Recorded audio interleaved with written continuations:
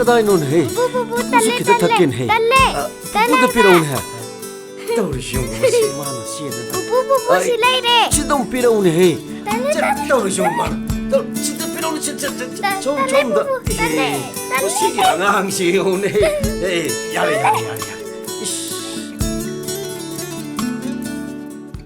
Tamo, se. Tamo, pabunggi da khara wale.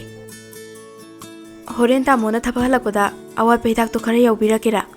Ngan thoi. Ai office ki thabam chile. Haima. Adu tamo na thapa halakpada awat pedak to khara yaubiro haibani. Ngan thoi. Nang su chalaga lebi atro. Nati, pabung su chalaga lei haibani da. Mashi, pabung na targa narga lebu mukti nate dana.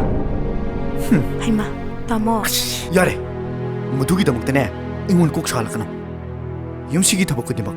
Aina loina pugani habedi leite.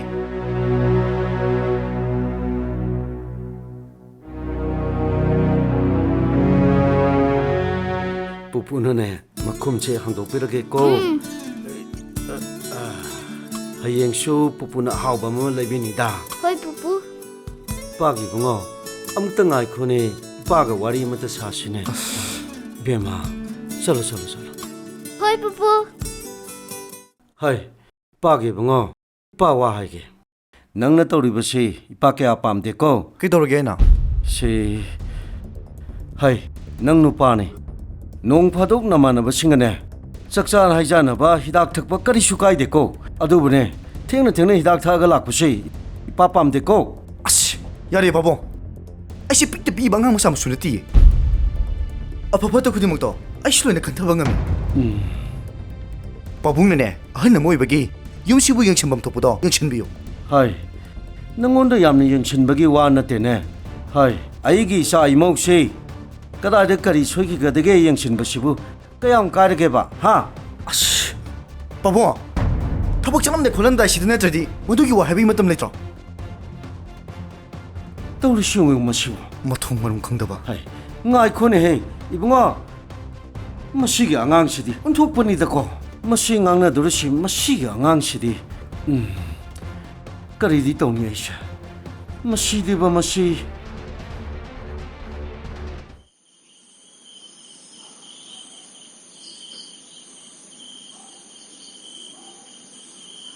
Mamma C फजाबा Asayi. Hey. Hey. Ja, is joaro hai. Hey, tu itu. Hey, nandoi. Tuang tu. Hey, nandoi. Hey, na kau cerita tu nampo. Tuang tu apa ni? Manam sidi.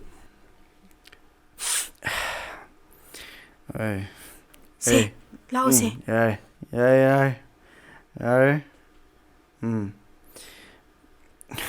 다음부터 ꯊꯣꯏꯕꯤ ꯁꯦ 다음부터고 ꯍꯟꯗꯣꯛꯁꯦ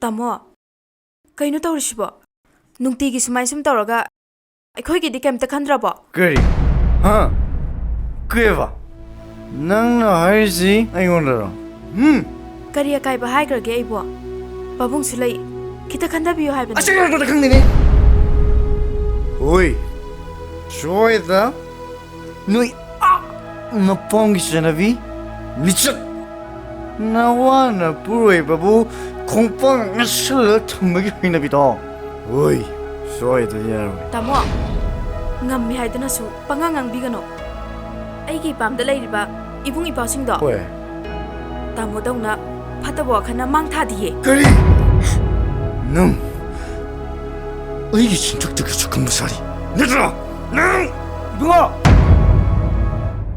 능내 떠오르 시까리노 아!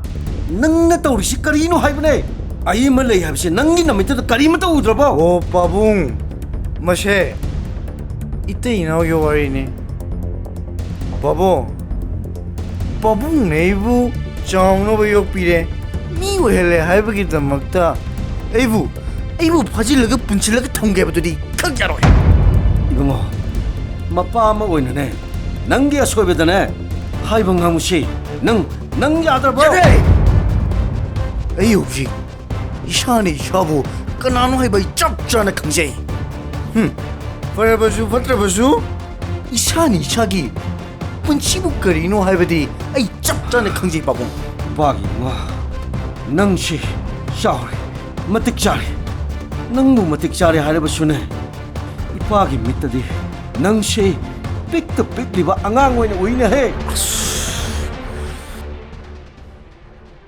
이빠기 붕어 말렘 아름부 토모이디 까나나수 굽신두는 탐방감로 있고 하 누가 이짝리바 미오이바 쿠디먹기 뿐시다네 와레 하이버시 시나트는 우파이 레타바니코 야래 바보 마셰의 분신이 야래 바보는 토비로 렌 토비로 능기에 빰ပတ်렌 토비로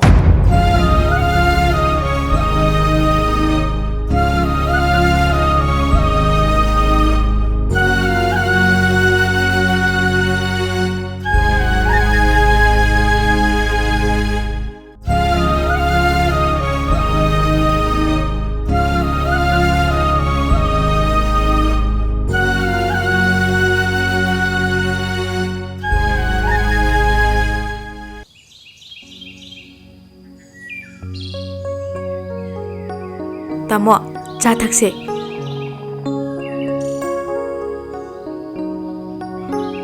ꯇꯥꯃꯣ ꯉꯁꯤꯗꯤ ꯄꯥꯕꯨꯡꯁꯦ ꯃꯁꯥ ꯈꯔ ꯉꯝꯗꯅ ꯎꯏ ꯑꯗꯣ ꯀꯃꯥꯏꯅ ꯇꯧꯁꯤꯒꯦ ꯑꯔꯩꯕ ꯍꯤꯗꯥꯛꯁꯤꯡꯗꯣ ꯑꯗꯨ ꯄꯤꯖꯧ ꯉꯥꯟꯊꯣꯏ ꯌꯨꯝꯁꯤꯒꯤ ꯊꯧꯗꯥꯡꯁꯤ ꯅꯪꯁꯨ ꯈꯔꯗꯤ ꯄꯨꯕ ꯌꯥꯏꯗꯅ ꯇꯥꯃꯣ ꯌꯨꯝꯁꯤꯒꯤ ꯑꯩꯁꯨ ꯀꯩꯝꯇ ꯇꯧꯗ꯭ꯔꯕꯣ ꯇꯥꯃꯣꯅ ꯉꯁꯤ ꯎꯞ ꯂꯩꯔꯤꯉꯩꯁꯤꯗ ꯄꯥꯕꯨꯡꯁꯦ ꯍꯣꯁꯄꯤꯇꯥꯜꯗ ꯄꯨꯔꯒ ꯀꯩ ꯂꯩꯒꯦ ꯍꯥꯏꯗꯣ ꯑꯝꯇ ꯌꯦꯡꯊꯣꯛꯎꯁꯤ ꯌꯥꯔꯦ ꯑꯩ ꯉꯁꯤ ꯊꯕꯛ ꯂꯩ ꯏꯃꯥꯟꯅꯕꯒꯤ ꯕꯥꯔꯗꯦ ꯑꯃ ꯂꯩ ꯑꯩ ꯆꯥꯛ ꯍꯥꯞꯄꯨꯅꯨ ꯒꯥꯔꯤ ꯃꯆꯥꯁꯨ ꯃꯁꯨꯁꯨ ꯃꯌꯥꯝ ꯂꯩꯁꯤꯗꯤ ꯑꯁꯤꯗ ꯄꯥꯕꯨꯡꯗ ꯅꯪꯒ ꯆꯠꯃꯤꯟꯅꯔꯒ ꯀꯣꯛ ꯍꯣꯁꯄꯤꯇꯥꯜꯗ ꯄꯨꯔꯒ ꯌꯦꯡꯉꯨ ꯌꯥꯗ꯭ꯔꯣ 이모 이베마 이꾸 그리슈 떠우데고 낭내 이꾸 부영실리버시디 이꾸 그리슈 뺀다바 라이데고 이꾸 뺄레 이모나네 이꾸 기다마 칼라가 영신베바도 이꾸 뺄레 ꯄꯥꯕꯨꯡ ꯇꯥꯃꯣꯁꯦ ꯍꯥꯏꯅ ꯉꯥꯡꯅꯕ ꯑꯃꯠꯇ ꯌꯥꯗꯦ ꯑꯩꯁꯨ ꯀꯔꯤ ꯍꯥꯏꯒꯗꯕꯅꯣ ꯈꯪꯗ꯭ꯔꯦ 이모시디 그리슈 까해나 간쟁가는고 파레 낭기 떠고다바 나토도 떠자루로 싸우서로 아이슈네 이슈 토이비세 튜션 아무다 텔로게고 ꯍꯣꯏ ꯄꯥꯕꯨꯡ 쌍어 पुपू चलो जी खेंगे चलो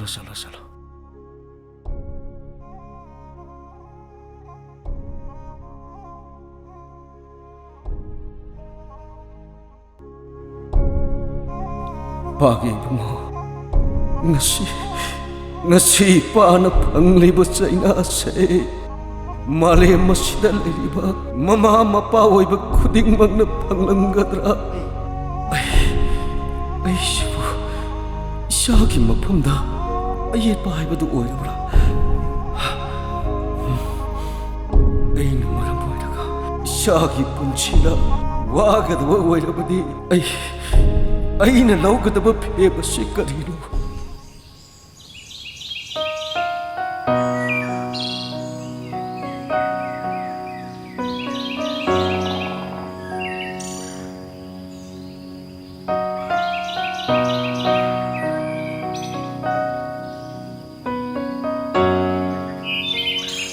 하이마 헤이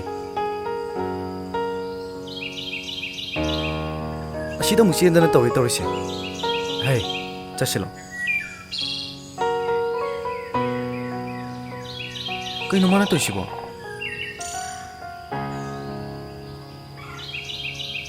도비야 그이 놈 또 있누보 하이마 토이비야 또 신니네 낭보 무싱앙시 뭐나시 까락깔리는 영어봐 무싱앙시 헤이 그이 놈은 나나시 쏜깔리시보 Baba din nang na be yaro. 어이 Nang din ang tuphatte. Ay na tawrije ay apambani. 어이 능 어디 왕 선을 간 땀비 하 그나 땀비 이렇게 Nang na. 어이 Nang na pupuda thina thina ngangbi. Tungwada su pupuna haiba wa nang din bide. Aduna ay su baba na haiba wa idloy. Mama di pupuda thina thina haide. Aduna ay di mama na haiba inni. Tamo ngasidi thoibina tamoda tawraibasingse angangsigi maranate masidi tamogi phatraba wakhanduna ohelakpani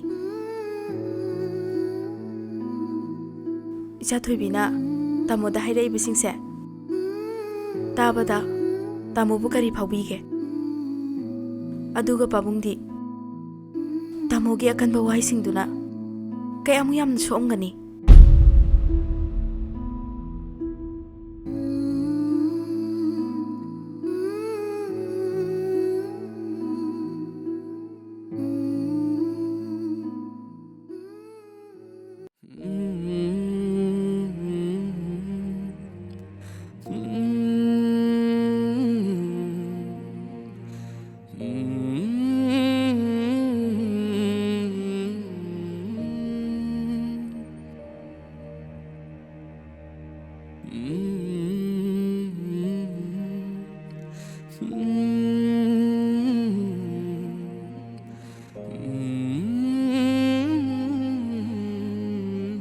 이빠기 붕어 이빠와 khara haige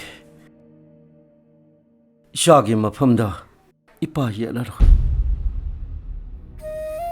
아두 이빠기 붕어 말레 마시다 레리밤 마마 마빠 웨비싱나 마사보 그야기 마tin nungsi 하이버세 마마 마빠 웨비 칵다나 칸가다버니고 마사기다막 타와이 타독라버슈 징나바 까리슈 레이티 아두가 말레 마시다 레리바 자이나 쿠디막 이빠기 펌다 쿠돌로이나 피라버슈 이빠 캉망강가니 아두 이샤나 마빠이기 펌다 피리바 자이나 시디 아이 캉망감디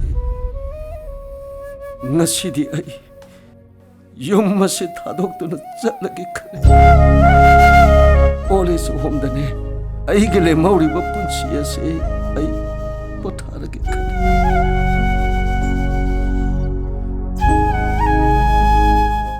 바봉 wakhan mapung pari haina khanjaruba irom dum le pangamle aina toba thabu kudima ai shagini khalamba ngasidi ai mai tire pabo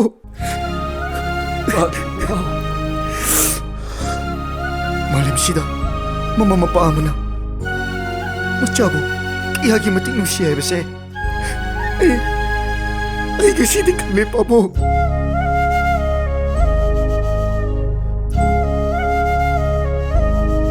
ꯊꯧꯃꯩꯅ ꯈꯜꯂꯝꯕ ꯉꯁꯤꯗꯤ ꯑꯩ ꯅꯨꯡꯉꯥꯏꯇꯛꯀꯤ ꯐꯤꯃꯟ ꯑꯣꯏꯔꯝꯂꯦ ꯄꯥꯕꯨꯡ ꯏꯁꯥꯗꯤꯅꯦ ꯑꯔꯪꯕ ꯊꯥꯎꯃꯩꯅꯤꯅꯦ ꯀꯔꯤꯒꯤ ꯑꯗꯨꯝꯅ ꯍꯥꯏꯔꯤꯕꯅꯣ ꯄꯥꯕꯨꯡꯅ ꯅꯆꯥꯕꯨ ꯆꯥꯎꯅꯕ ꯌꯣꯛꯄꯤꯔꯛꯄꯗ ꯅꯣꯡꯃꯇ ꯅꯆꯥꯒꯤ ꯅꯤꯡꯕ ꯊꯨꯡꯗꯕ ꯍꯥꯏꯕꯗꯣ ꯈꯪꯍꯟꯈꯤꯗꯦ ꯉꯁꯤ ꯑꯩꯅ ꯄꯥꯕꯨꯡꯗ ꯀꯌꯥꯒꯤ ꯃꯇꯤꯛ ꯏꯔꯥꯟ ꯂꯛꯁꯤꯟꯖꯒꯦ ꯍꯥꯏꯕꯁꯦ ꯅꯆꯥ ꯈꯪꯉꯦ ꯄꯥꯕꯨꯡ ꯀꯩꯗꯧꯕꯒꯤ ꯄꯥꯕꯨꯡꯅ ꯌꯨꯝꯁꯦ ꯊꯥꯗꯣꯛꯇꯨꯅ ꯆꯠꯀꯗꯣꯏꯅꯣ ꯏꯔꯥꯟꯅ ꯃꯄꯣꯠ ꯐꯔꯕ ꯅꯆꯥꯒꯤ ꯈꯣꯡꯊꯥꯡꯁꯤꯅ ꯄꯨꯕ ꯃꯥꯏꯀꯩꯗꯨꯗ ꯅꯆꯥ ꯆꯠꯈ꯭ꯔꯒꯦ ꯄꯥꯕꯨꯡ ꯄꯥꯡꯉꯤꯕꯣ ꯏꯁꯥꯗꯤ ꯏꯄꯥꯒꯤ ꯊꯋꯥꯏꯅꯦ ꯃꯅꯤꯅꯦ ꯄꯨꯟꯁꯤꯅꯦ ꯄꯨꯝꯅꯃꯛꯅꯦ ꯀꯔꯤꯒꯤ ꯏꯁꯥꯅ ꯌꯨꯝ ꯑꯁꯦ ꯊꯥꯗꯣꯛꯇꯨꯅ ꯆꯠꯀꯗꯧꯔꯤꯕꯅꯣ ꯏꯁꯥꯅ ꯌꯨꯝ ꯑꯁꯦ ꯊꯥꯗꯣꯛꯇꯨꯅ ꯆꯠꯈꯤꯕ ꯌꯥꯔꯣꯏꯌꯦ ꯄꯥꯕꯨꯡ ꯅꯆꯥ ꯂꯥꯟꯈ꯭ꯔꯦ ꯄꯥꯕꯨꯡ ꯅꯆꯥꯕꯨ ꯑꯝꯇ ꯉꯥꯛꯄꯤꯌꯨ ꯑꯩ ꯌꯥꯝ ꯂꯥꯟꯈ꯭ꯔꯦ ꯏꯄꯥꯒꯤ ꯏꯕꯨꯡꯉꯣ ꯍꯧꯒꯠ ꯉꯁꯤꯒꯤ ꯅꯨꯃꯤꯠ ꯑꯁꯤꯅꯦ ꯃꯤꯀꯨꯞꯁꯤꯅꯦ ꯏꯄꯥꯅ ꯉꯥꯏꯖꯔꯛꯄ ꯏꯄꯥꯅ ꯏꯆꯥꯕꯨ ꯆꯦꯟꯅ ꯀꯣꯟꯒꯦꯀꯣ ꯄꯥꯕꯨꯡ ꯏꯄꯥꯒꯤ ꯏꯕꯨꯡꯉꯣ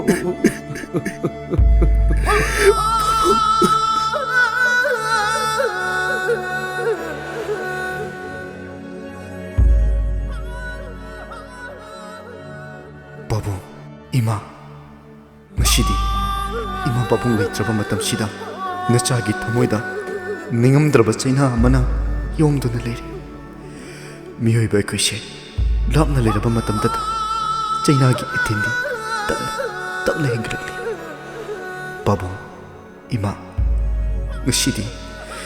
ꯉꯁꯤꯗꯤ ꯑꯩ ꯄꯨꯄꯥꯡ ꯁꯨꯗ꯭ꯔꯕ ꯃꯆꯥ ꯍꯥꯏꯕꯗꯣ ꯑꯩ ꯑꯣꯏꯔꯦ ꯏꯔꯝ ꯏꯊꯨꯝꯇꯅ ꯌꯣꯝꯂꯕꯁꯨ ꯏꯃꯥ ꯄꯥꯕꯨꯡꯒꯤ ꯃꯃꯜꯗꯤ ꯁꯅꯥ ꯂꯨꯄꯥ ꯑꯃꯠꯇꯅ ꯃꯦꯟꯕ ꯉꯝꯗꯦ ꯏꯃꯥ ꯄꯥꯕꯨꯡ ꯅꯆꯥꯅꯃꯨꯛ ꯅꯁꯨꯕꯨ ꯌꯥꯏꯐ ꯊꯧꯖꯥꯜ ꯄꯤꯅꯕꯤꯔꯝꯃꯨꯀꯣ